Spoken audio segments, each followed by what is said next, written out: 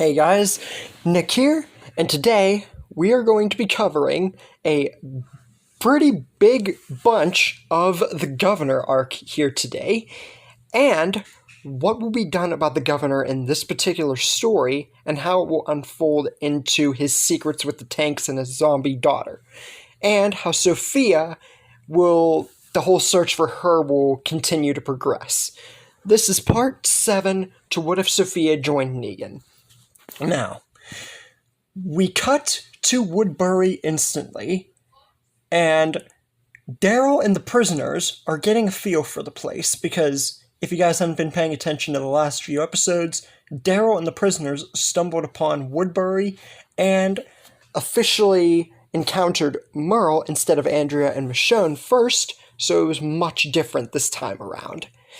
And with that, Daryl and the prisoners, everything seems alright. No Sophia, unfortunately, but Daryl still makes his comment about the butler with whole Milton thing.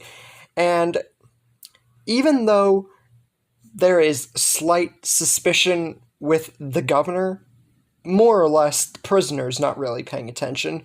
But even though Daryl senses suspicion and everything from the Governor, he seems like, I don't know, decent enough guy. And honest, and frankly, he's just happy to see that Merle's alive. That's all he really cares about. And not too long after Daryl and the prisoners have gotten a sort of feel for the place, Rick, Shane, and all the people from the last episode that went out to go find Daryl arrive at Woodbury, and as much as you would think that Rick would get a bad vibe or just, attack the Governor or anything, that's not going to be the case here. Because remember, Rick has not lost anybody. So he's a far softer person. And the Governor still has 2 eyes and is not in that, crazy state. So both of them greet each other kind of warmly. But with Carol being around, of course, because of Sophia, then comes the reason and the true purpose that they should be here at all. Where is Sophia? And Carol's especially wanting to know it, especially since this is a big town. Now, before we cut to that, I want to mention also, with Axel, I feel that he and Carol would still get involved, especially Axel, because I'm sure that, like in my other stories, he took on a father-like role with Mika. I feel that the same would be said for here. Except it's for Sophia, wanting to find her and everything. But unfortunately, the Governor says, as well as what Merle told Daryl, the girl that they are talking about, the girl that, from their description, Sophia, has not been anywhere in this town, nor has there ever has been any sign of her. But that does not mean that they can't help in some shape or way. And they should definitely stay here and just forget about the prison and everything else. Because this place can definitely provide them with the protection they need and the people they need to try and find Sophia. The Governor then tells Martinez to send a group of Woodbury people, like some of his men, and some of Rick's group now here too, to not only go get the people from the prison and bring them here, and find Sophia the best way that they can.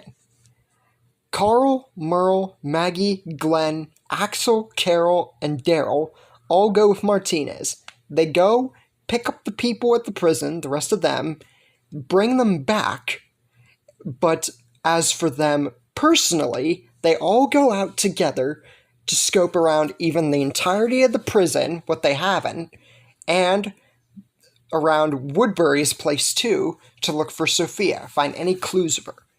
Now, T-Dog, since he's one of the ones at the prison, I feel that he would not go with Merle and the others, for obvious reasons. Because even though it's been a minute, and Merle's a sort of changed person, he did still try to kill him, and was racist to T-Dog and everything else, so T-Dog's not going to be all down for teaming up.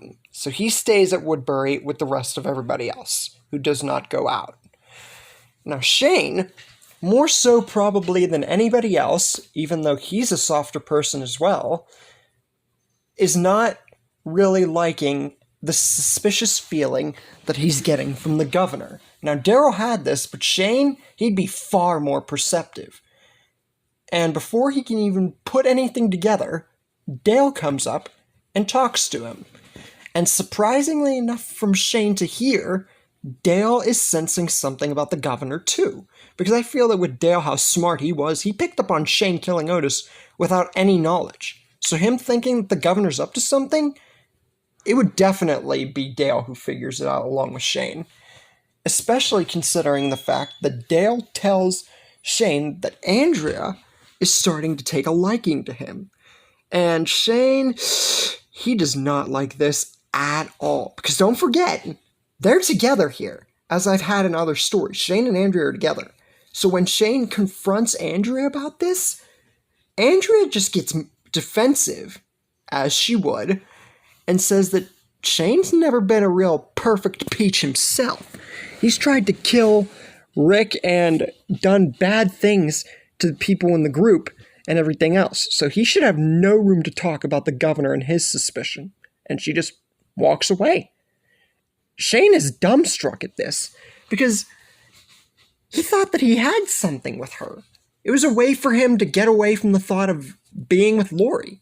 And now, for the first time in a long time, him and Dale agree on something, that something needs to be done about the governor. And they come up with the plan to wait until no one is around, especially the governor, go into his house and find out what he's really up to.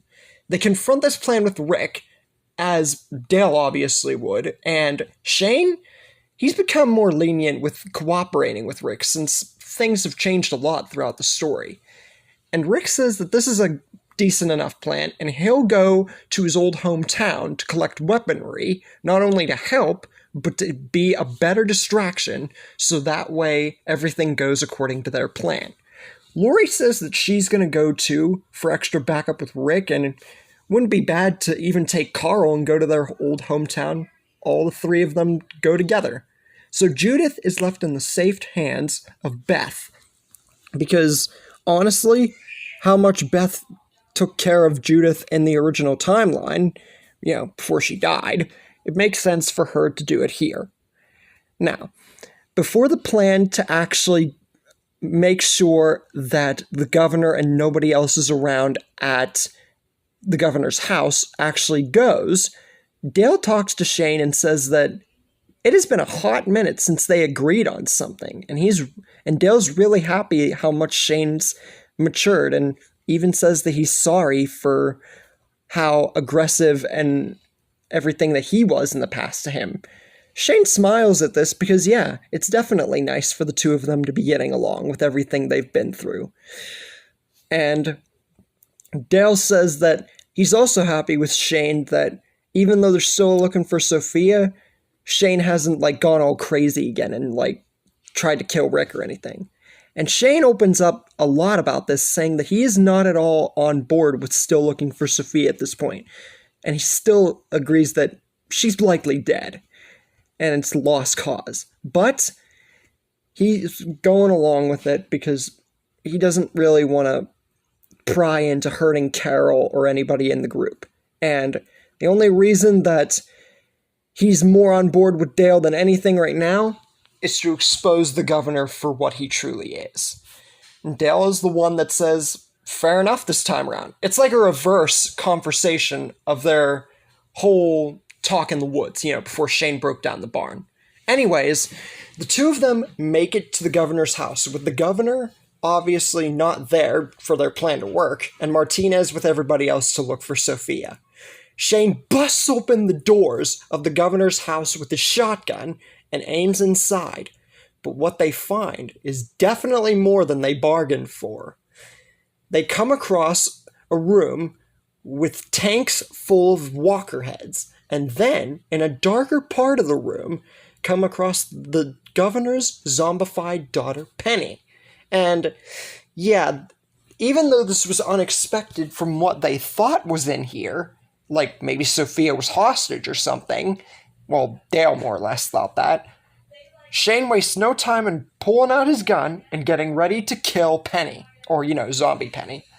But Dale says that there's a way that they can do this, but keep the Walker daughter alive for now. And Shane questions now, like, this plan was so good, why is he trying to change it? Dale says, simple. Because if they bring out the Walker daughter and the heads, or at least a tanker, and expose the governor out in the middle of the streets to everybody, then they'll all turn on him and he'll be forced out or even killed. Rather than just dispose or destroy the evidence, keep it and let everybody know who he is.